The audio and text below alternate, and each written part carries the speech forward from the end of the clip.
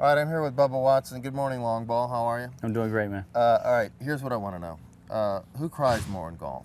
You, Ben Crenshaw, or Nancy Lopez? I cry a lot. They've won more than me, so they probably cried more than me. But I cry all the time. I cry just about anything. Where's that sensitive Bubba side come from? Mom, dad, neighbor? I'd have to say Dad for sure. Yeah? Yeah, Dad. Dad acted tough, but he was real wimpy. So 2011, a bit of a breakout year for you. You won twice early part of the year. What was the key to you taking another step up? You know, watching my dad go through his disease and pass away, really figuring out in my life what I truly believe and what I should stand for and what I want to do in my life.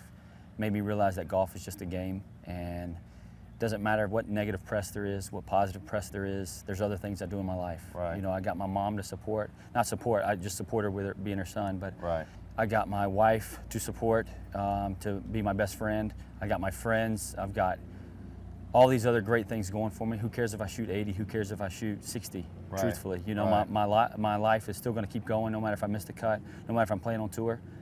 When you see somebody like that go through something like that, and I need to be feel how lucky I am and how blessed I am to be healthy and be able to play golf like this. So losing your dad had a sobering effect on your golf game this year? For sure.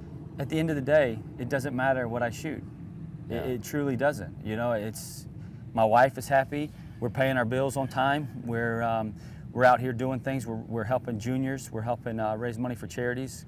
We're doing these lot of great things off the golf course. I mean, yeah, I was serious on the golf course and I wanted to do better. Right. I didn't want to just coast through the golf, right. So I've got more serious. I got more focused. But at the same time, when I leave the golf course, it was more about my family and what I'm doing.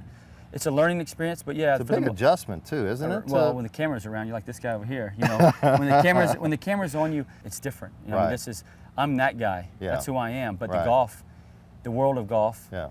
With the Golf Channel now, with social media, with all these things, it's different. I have to learn that. I have to learn that everybody's watching. I have to learn that not to be nervous around a big right. crowd. So I have right. to learn all these things. I have fears just like anybody else. I'm not Superman. Right. And so golf is just what I do for a living, but I do a lot of other things that I just don't make money at. All right, your buddy Tiger Woods, how much will he be able to reclaim of his glory years? He used to be a 5-win guy.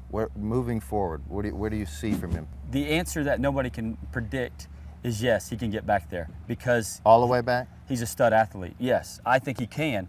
But with that being said, you have to look at the talent level that we're at.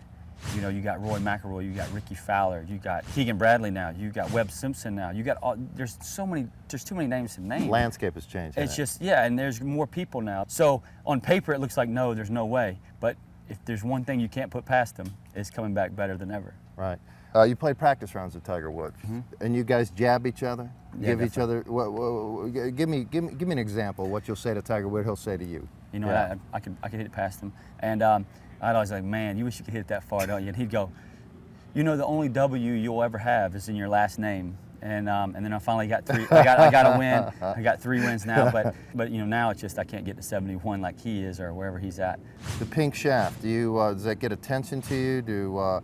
You got to be kind of a macho man inside, feel comfortable in your own skin to have a pink shaft, no? Yeah, and that comes back to I'm not worried about what people think. There you go. You know, I'm not very pretty, but somehow I got my wife to marry me, and she said I do, and so you know, it's one of those things where if you got a good personality and you're comfortable, I guess. Speaking of your wife, Angie, she played pro basketball. Do you guys play basketball against each other?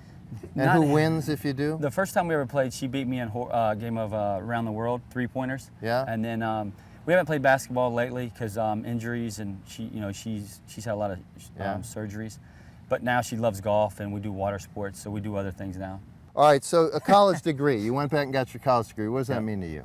Means a lot. You know, for me to go and tell these juniors, when I have 2 junior tournaments and do clinics for these kids, I needed to prove to them that yes, you can be a pro golfer, you can make decent money, but you need to get your education just in case something happens. And so for me to go back and show them and prove to them that you can do it, it means a lot. All right, good to see you. Yeah, man.